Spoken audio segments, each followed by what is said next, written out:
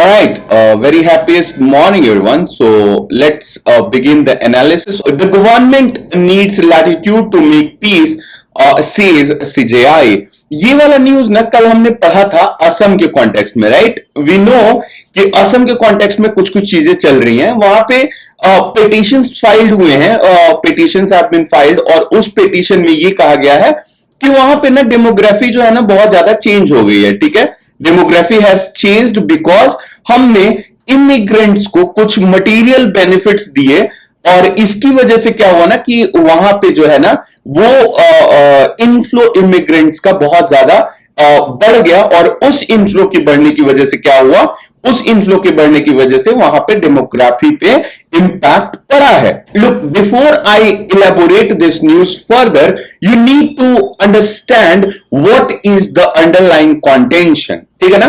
Contention एक बार ही समझ जाओगे तो ये न्यूज आर्टिकल समझने में आपको प्रॉब्लम नहीं होगी. अगर कंटेंशन नहीं समझोगे, न्यूज आर्टिकल नहीं समझ पाओगे. देखो, होता क्या है ना, जो हमारा आर्टिकल्स है, आर्टिकल 5 to 11, उसका आपको पूरा समझ होना चाहिए. सबसे पहली बात, उसको जब समझोगे ना तो वहां पे मतलब सिटीजनशिप का ना कुछ प्रोविजंस है जो कि बहुत ही सिंपल और डायरेक्ट है, और वो प्रोविजन ना एंटायर कंट्री में लागू होता है. अब दूसरा क्या है कि असम में 1985 में असम एकॉर्ड साइन हुआ था, और वो असम एकॉर्ड साइन हुआ था ट्राइपार्टाइट, और किसके किसके बीच में वो साइन हुआ था? Government of India, government of Assam, और उसके बाद एक आसू, ऑल असम स्टूडेंट्स यूनियन, इनके बीच में वो एकॉर्ड साइन हुआ था. और उस अकॉर्ड में बोला यह गया था कि डेट कुछ निर्धारित किया गया था, 1 जनवरी 1966. ध्यान से सुनना, ज्यादा डेट नहीं है, लेकिन सुन करके लगता है कि बहुत ज्यादा डेट है. और दूसरा 1 जनवरी 1966, और दूसरा 25 मार्च 1974. ठीक है, सॉरी 74. अब उस एकॉर्ड में बोला यह गया कि जो लोग भी 1 जनवरी 1966 के पहले आए होंगे उनको इंडियन सिटीजनशिप मिल जाएगा. उसके बाद बोला गया कि 1966 से लेकर के 1 जनवरी 1966 से लेकर के 25 मार्च 1974 तक जो लोग इंडिया में मतलब असम में आए होंगे उनको इंडियन सिटीजनशिप तो मिलेगी, लेकिन उनको वोटिंग राइट्स नहीं मिलेगा. कब तक? For 10 years. वोटिंग राइट नहीं मिलेगा फॉर 10 इयर्स. ठीक है, 10 साल तक उनको वोटिंग राइट्स नहीं मिलेगा. नंबर 2, ठीक है, पहला नंबर कि 1 जनवरी 1966 के पहले जो आया था उसको मिल जाएगा इंडियन सिटीजनशिप. दूसरा है कि 1 जनवरी 1966 से लेकर के 25 मार्च 1974 तक जो आए होंगे उनको इंडियन सिटीजनशिप मिलेगा, बट नो वोटिंग राइट, है ना? और उसके बाद अगर 25 मार्च 1974 के बाद कोई आया है, इसके बाद आया है, those persons will be expelled from the country. ठीक है, तो ये कंटेंशन ये शो किया गया है, कि इनको ये जो प्रिविलेज दिया गया, ये सिर्फ और सिर्फ असम में दिया गया. देखो कंटेंशन देखो, पहले तो कि ये सिर्फ और सिर्फ असम में है, तो ये उनका कंटेंशन है पिटिशनर का कि सिर्फ असम में, मतलब कि ये डिस्क्रिमिनेशन है अमंग द स्टेट्स.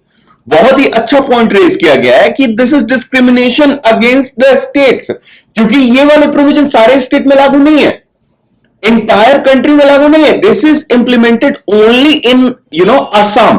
तो that you have to remember, that is the first point. And the next point is कि ये लोग जो एक्स्ट्रा बेनिफिट जो इनको दिया गया कि जो 1 जनवरी 1966 के पहले आए थे उनको दे दिया जाएगा, या जो 25 जो उसके बीच में आए थे उनको दे दिया जाएगा, वोटिंग राइट्स 10 इयर्स के बाद उनको देंगे, तो वो भी मतलब उसमें भी कोई दिक्कत नहीं है.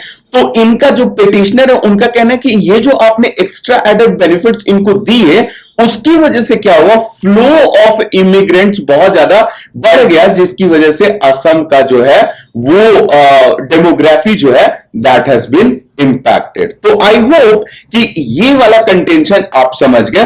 और इसी चीज को इंप्लीमेंट करने के लिए ये जो चीजें समझाई ना कि 1 जनवरी 1966 के पहले जो आएंगे होंगे उनको इंडियन सिटीजनशिप दिया जाएगा, 1 जनवरी 1966 से 25 मार्च 1974 तक के बीच में जो आएंगे उनको भी दिया जाएगा, लेकिन वोटिंग राइट्स 10 इयर्स के बाद मिलेगा।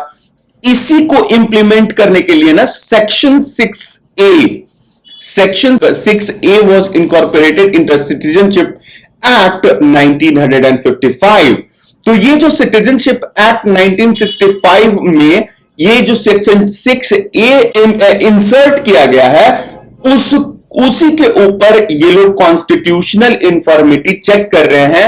ये जो सीजेआई का बेंच है, CJI chief justice of India DY Chandrachud, वही उन्हीं का बेंच है, वो बेंच इस इशू को चेक कर रहा है। ठीक है, तो अब हम लोग क्या करते हैं, अब हम लोग थोड़ा सा न्यूज देख लेते हैं कि न्यूज में क्या है।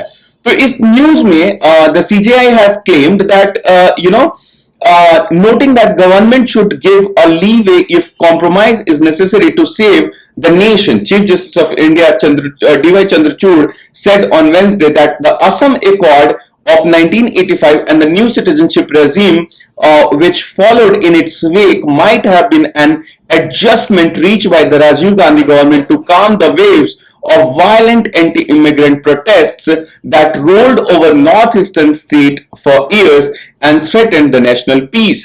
इन्होंने एक्चुअली गवर्नमेंट को, the then Rajiv Gandhi government को डिफेंड करते हुए कहा है कि ये गवर्नमेंट का एक तरीका होगा टू रीच अ कॉम्प्रोमाइज, और गवर्नमेंट को इनके हिसाब से इतना लीवे देना बनता है। इतना लीवे अगर आप नहीं दोगे गवर्नमेंट को तो फिर प्रॉब्लम होगी, ट्रूस पे इंसान पहुंच ही नहीं पाएगा गवर्नमेंट पे, और वो नेशनल पीस के लिए बहुत इंपॉर्टेंट है ट्रूस पे अराइव करना, right.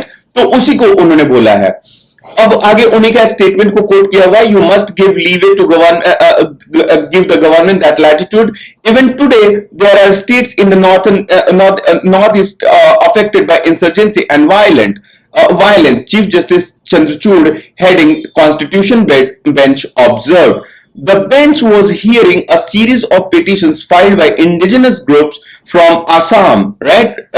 The petitions filed by indigenous groups from Assam which have challenged Section 6A of the Citizenship Act. The petitioner, represented by senior advocate Shyam Diwan, claimed the provision became beacon for more foreign infiltration into Assam, leading to the destruction of the local cultural identity. You know, that became the beacon.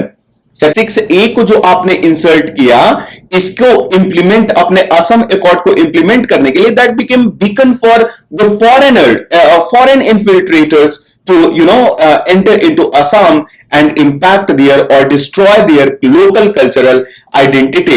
Not justified is the heading. Mr. Diwan said the justification that there was violent political agitation leading to a political settlement was not sufficient basis to single out Assam for implementing an entirely new citizenship regime under Section 6A. तो उनका कहना है कि ये justification जो आप दे रहे हैं चीफ जस्टिस साहब, ये एक्सेप्टेबल नहीं है, क्योंकि वहां पे एकदम न्यू सिटीजनशिप रेजिम आप इंप्लीमेंट कर रहे हैं ना। Illegal immigration into Assam has been rewarded with the benefits of Indian citizenship. Obviously, every compromise made is never perfect. The state of Assam was riven with strife at the time.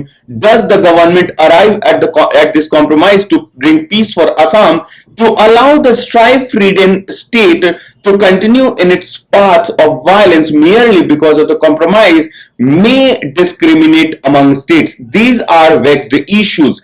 Any solution found can be inexact one, the CJI asked Mr. Diwan. But senior lawyer argued that Section 6A was discriminatory in itself.